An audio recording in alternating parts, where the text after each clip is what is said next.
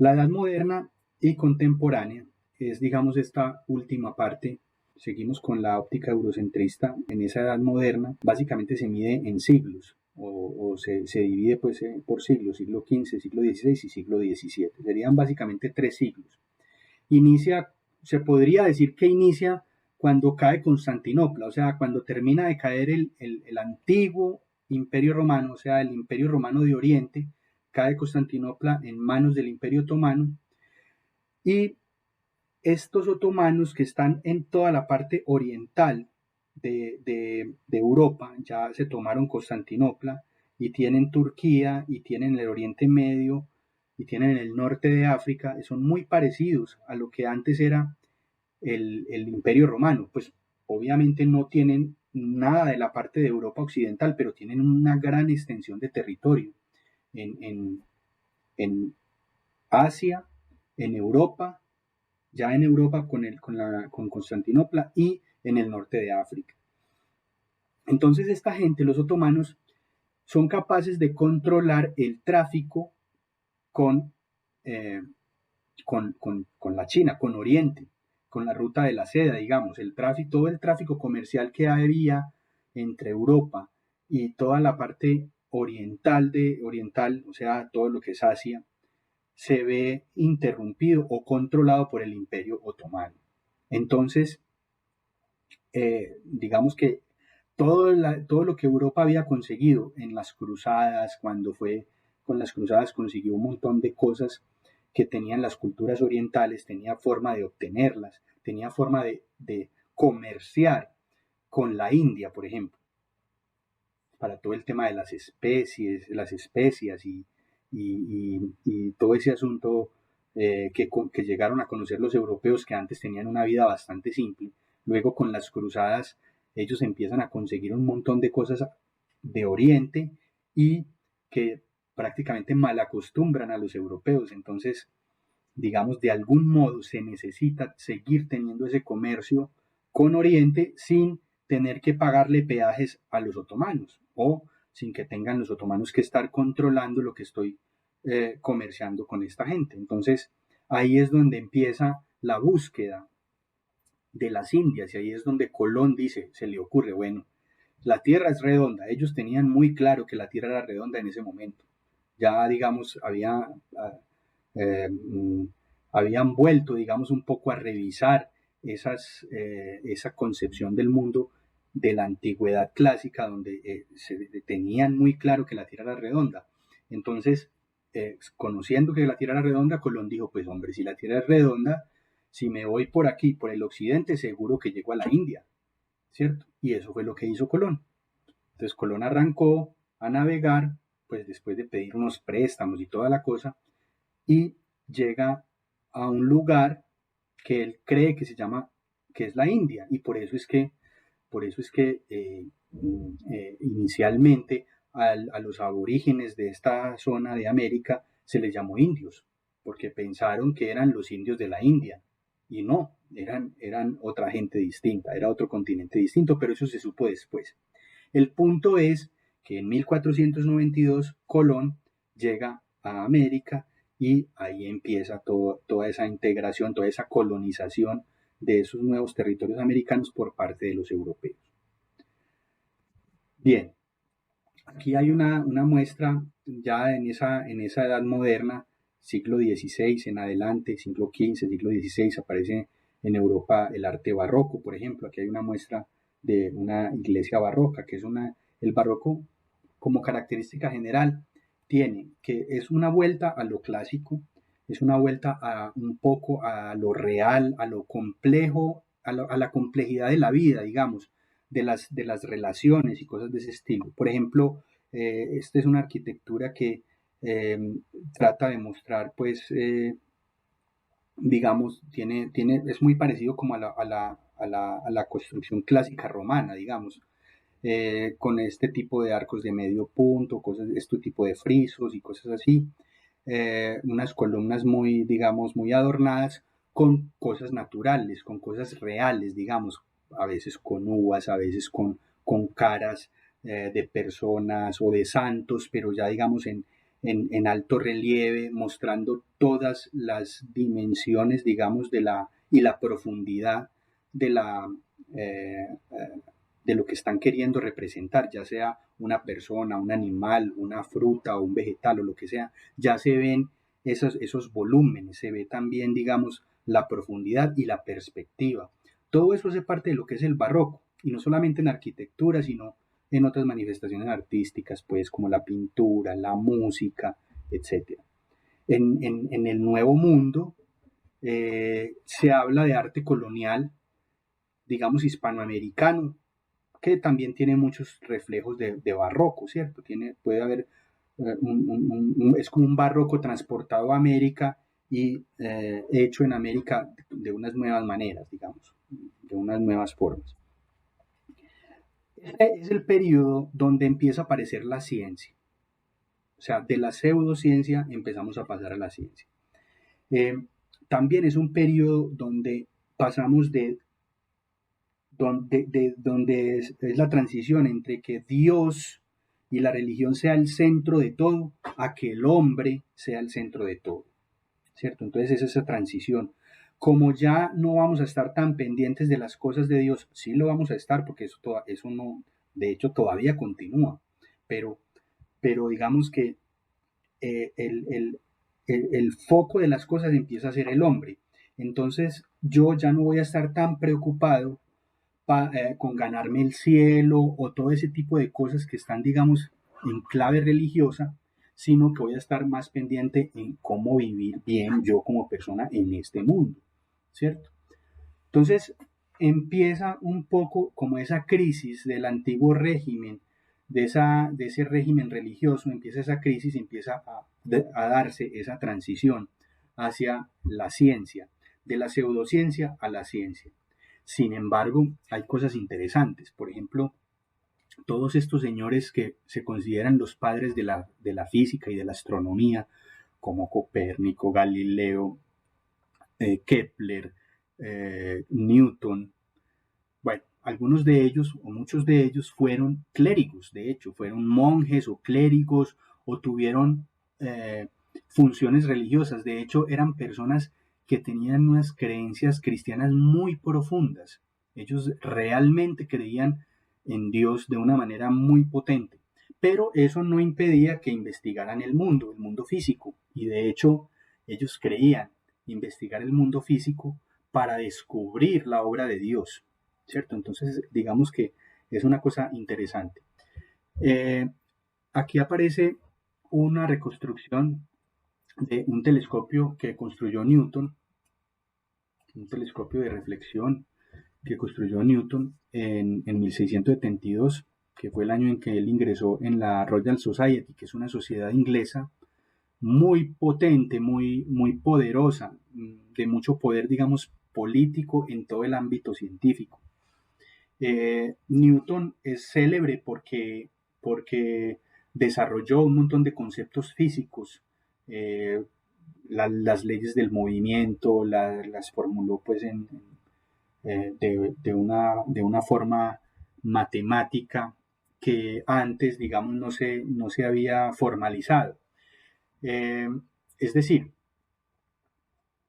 Newton tuvo la ayuda, por supuesto, de un montón de gente anterior. O sea, no es que Newton haya hecho todo eso solo, sino que unos pocos años antes de Newton, Descartes, René, se escribe Descartes, el que conocemos como René Descartes, eh, él pues planteó el plano cartesiano. Es decir, eso es muy importante porque establece un marco de referencia para poder hacer elaboraciones teóricas posteriores y elaboraciones teóricas que tengan que ver con medidas y magnitudes.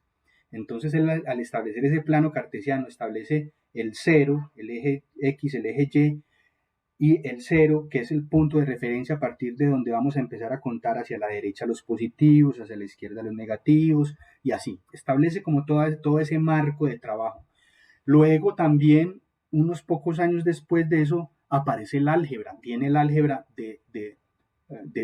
desde los árabes, digamos nosotros, los occidentales, cristianos en ese momento, a todo lo que fuera islámico, árabe y de por esos lados no nos gustaba o no les gustaba. Entonces, apenas en ese siglo ya estamos hablando del siglo XVII, aparece el álgebra como un elemento importante para todo ese tipo de formulaciones y para hacer esas abstracciones matemáticas.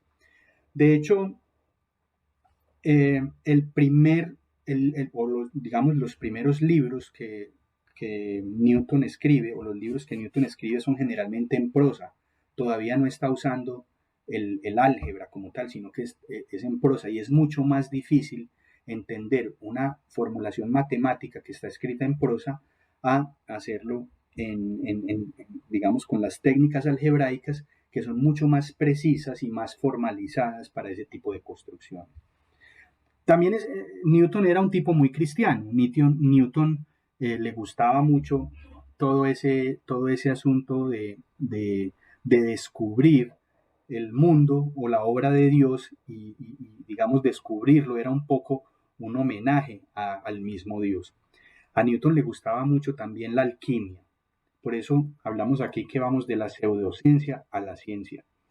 No es raro encontrar que estos mismos clérigos, por ejemplo, como Copérnico o algunos de ellos que miraban mucho el espacio, que miraban mucho el cielo, trabajaran haciendo cartas astrales. Precisamente, pues era una manera de conseguir ingresos, hacer cartas astrales a reyes o a emperadores o a lo que fuera, lo que hubiera por ahí que necesitar alguna carta astral, eso representaba ingresos. Para estas personas. A Newton le gustaba la alquimia, que es una de las predecesoras de la química, pero pues Newton, no sé, mucha parte de su tiempo se la dedicaba a la alquimia, aunque eso finalmente no tuvo muchos frutos, pero es algo interesante de los personajes de esta época. También desarrolló el cálculo diferencial, junto con este personaje de la izquierda. No es que hubieran trabajado juntos, de hecho lo hicieron cada uno de forma independiente, pero tomando ya los elementos de matemáticos anteriores, de gente anterior, pues ellos fueron capaces de desarrollar un método para calcular, digamos, cosas que varían o en últimas, digamos, el tema de las variaciones, el cálculo de las variaciones en la naturaleza, es lo que estudia precisamente el cálculo. Leibniz desarrolló métodos muy parecidos. De hecho, en el cálculo a mí personalmente me gusta más el enfoque de Leibniz en algunas cosas que el enfoque de Newton, pero ambos construyeron las bases para la matemática moderna y para la ingeniería moderna. Eso es algo bien, bien interesante. Bueno, ahora en la edad contemporánea, ya luego del siglo XVIII, ya empiezan a aparecer las independencias, la Revolución Francesa, la independencia de Haití y las independencias en general de todos los países americanos. Aparece la Revolución Industrial, el capitalismo, el nacionalismo, todo lo que es el comercio internacional y un montón de fuerzas globalizantes que se fueron consolidando, digamos, no solamente en el siglo XVIII, sino desde antes del siglo XVIII, pero pues por lo menos lo que es la revolución industrial que aparece en Inglaterra, luego empieza a regarse por todo el mundo y que pues al final lo que hace es desplazar un montón de gente del campo a la ciudad, porque digamos el asunto industrial empieza a requerir mucha mano de obra que inicialmente viene del campo, empieza a llenar las ciudades, luego se satura, luego la gente se queda sin trabajo porque ya digamos las fábricas están produciendo a una gran velocidad cosas que antes producía mucha gente. Entonces ya no se necesita tanta gente, entonces la gente empieza a sobrar y empieza a haber un montón de problemas sociales. Luego, pues bueno, hay mucha gente que empieza a hacer, hay unos grandes movimientos migratorios en el siglo XIX, de Europa hacia América, hacia diferentes partes de América, a Estados Unidos, hacia Argentina, hacia México y hacia toda América en general, pero más hacia esos tres lugares, México, Estados Unidos, Argentina, Brasil también es uno de los focos de migración. Eh, Finalmente, en el siglo XX, pues aparecen las dos guerras mundiales, aparece la Revolución Rusa, donde aparece pues este otro sistema comunista que imponen los bolcheviques en Rusia. Eh, bueno, luego de la Segunda Guerra Mundial eh, ya pues cambia un poco la dinámica y empiezan otra serie pues como de asuntos de desarrollos tecnológicos en Europa y en América. Ya hacia los 90 cae el régimen comunista que tenían en Rusia. En fin, uh, hay también una carrera tecnológica, una carrera armamentista entre los bloques occidentales y el bloque ruso, digamos ese bloque soviético, que es lo que se conoce también como la Guerra Fría, que es precisamente una de las cosas que muere por allá en el 90, en el 89 aproximadamente, en 1989. Y pues finalmente ya es todo el asunto de las tecnologías electrónicas, nuevas tecnologías de materiales, nanotecnología, informática, genética y otro montón de cosas. Aquí tenemos un ejemplo, una muestra de la Estación Espacial Internacional, que es un elemento tecnológico construido entre varios países para orbitar la Tierra. Ya estamos en el espacio, digamos, hemos ampliado el dominio del hombre sobre la Tierra hacia la parte externa de la Tierra, hacia el espacio y hacia la Luna también y otros planetas. Mm, pero también hemos llegado a producir una gran cantidad pues, de, de desechos y de materiales, como podemos ver acá en esta gráfica final, que tenemos un basurero, probablemente en África, que es donde generalmente eh, depositan. Bueno, realmente es un movimiento donde los países más desarrollados, que son los que producen más basura y más contaminación, pues finalmente la terminan depositando en los países más pobres, subdesarrollados de América, de África y del sudeste asiático. Eso es más o menos lo que ocurre con toda esta basura que producimos. Quizás dentro de unos cuantos cientos o miles de años, si todavía existen humanos, esto puede ser un yacimiento arqueológico para que estudien los arqueólogos. Una digamos, cómo se estudia ya el hombre en esta edad contemporánea. Desde el siglo XIX para acá, ha habido una serie de ciencias que se han conformado, digamos, para estudiar al hombre y a las actividades humanas. Las ciencias naturales es como un primer bloque de esas ciencias. Con ellas se estudia el universo, la Tierra, ya lo hemos visto, la física, la química, la astronomía, la geología y la biología son esos elementos básicos de los cuales hablamos en toda esta historia de la Tierra. Estas fueron como las leyes, las ciencias básicas que usamos para poder contar este relato, ¿cierto? Este relato de la historia de la Tierra.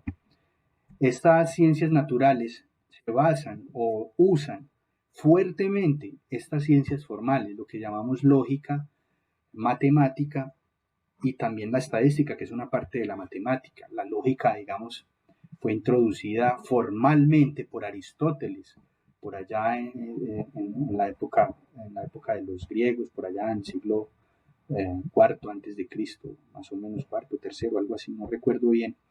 Eh, Luego, pues la matemática ha tenido unos desarrollos a través de toda la historia, pero digamos hay una matemática moderna basada en conceptos algebraicos y otras cosas, y algorítmicos. Y la estadística, que es fundamental sobre todo para las ciencias, digamos, desde el siglo XIX en adelante, ha sido muy importante porque es una forma de usar la matemática y de unirla con las ciencias naturales, digamos. Es una forma de entender un poco lo que es incierto y tratar de darle alguna, eh, digamos, un tratamiento que nos permita trabajar con la incertidumbre. Es un poco el tema de la estadística, pero es que está muy ligada a conceptos matemáticos y conceptos digamos, de las ciencias naturales, siempre con base en lo numérico, en las mediciones y ese tipo de cosas.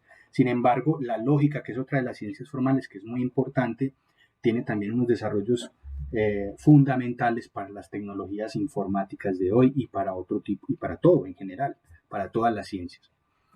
Están por otro lado las ciencias humanas y sociales, que también usan de las ciencias formales.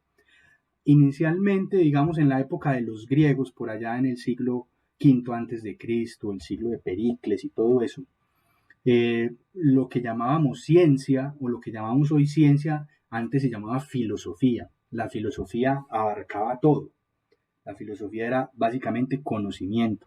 De hecho, creo que la palabra ciencia, creo, no, si mal no estoy, es una palabra romana que significa lo mismo, es como filosofía.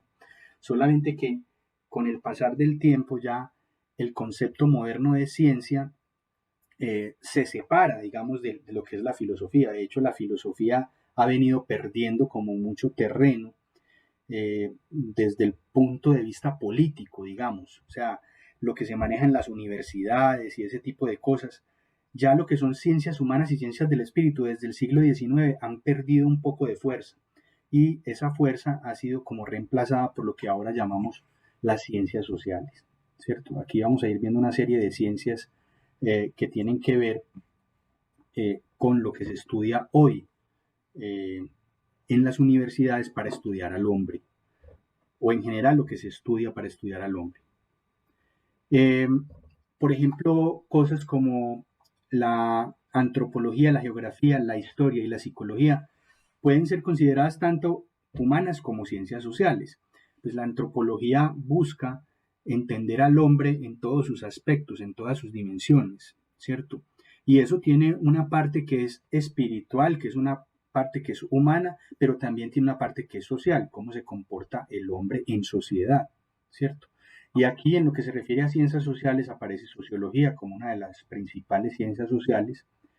Está la antropología, que ya la mencionábamos. Por ejemplo, en algunas partes ubican la arqueología y la paleontología, que son dos ciencias que utilizamos en esta historia. Las ubican dentro de la antropología, en otras partes no. Eso depende mucho de cómo se maneje todo ese asunto político en las universidades. La geografía tiene un aspecto, digamos, también social y un aspecto, digamos, que influye en el espíritu humano.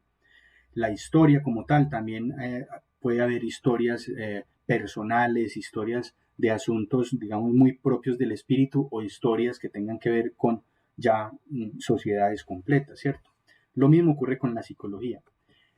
Hay otra serie de ciencias que tienen que ver con el lenguaje, con el idioma y con los símbolos. Por ejemplo, la filología, muy ligada con la lingüística también. De hecho, por ejemplo, las investigaciones que muchos arqueólogos o cuando hay yacimientos arqueológicos, por ejemplo, para estudiar los distintos tipos de escritura, son trabajos que hacen lingüistas y también trabajos que hacen filólogos, que tratan de hacer interpretaciones de cómo el hombre usaba ciertos símbolos, ciertas palabras, etcétera, las raíces lingüísticas, todo ese asunto. Y la hermenéutica y la semiología también están relacionadas con la interpretación de símbolos a través, digamos, de la historia.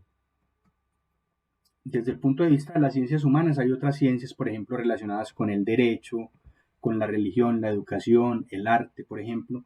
Y desde el punto de vista de las ciencias sociales, podemos tener ciencias como la demografía, la ciencia política, la economía.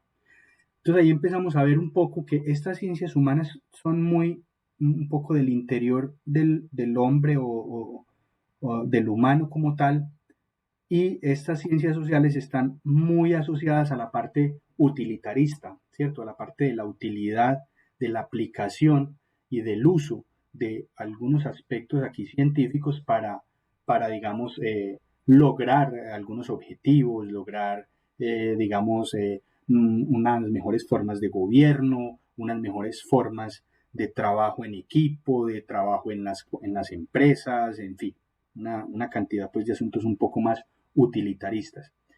Estas son esencialmente la forma como se estudia al hombre hoy. Por supuesto, hoy hay una gran cantidad de carreras y de cosas aplicadas, medicina, ingenierías, una cantidad de cosas, pero estas son como las que se consideran un poco ciencias como tal, que son la base de esas otras construcciones que usamos hoy ya para otros aspectos de la vida en este siglo XXI, que es donde estamos hoy.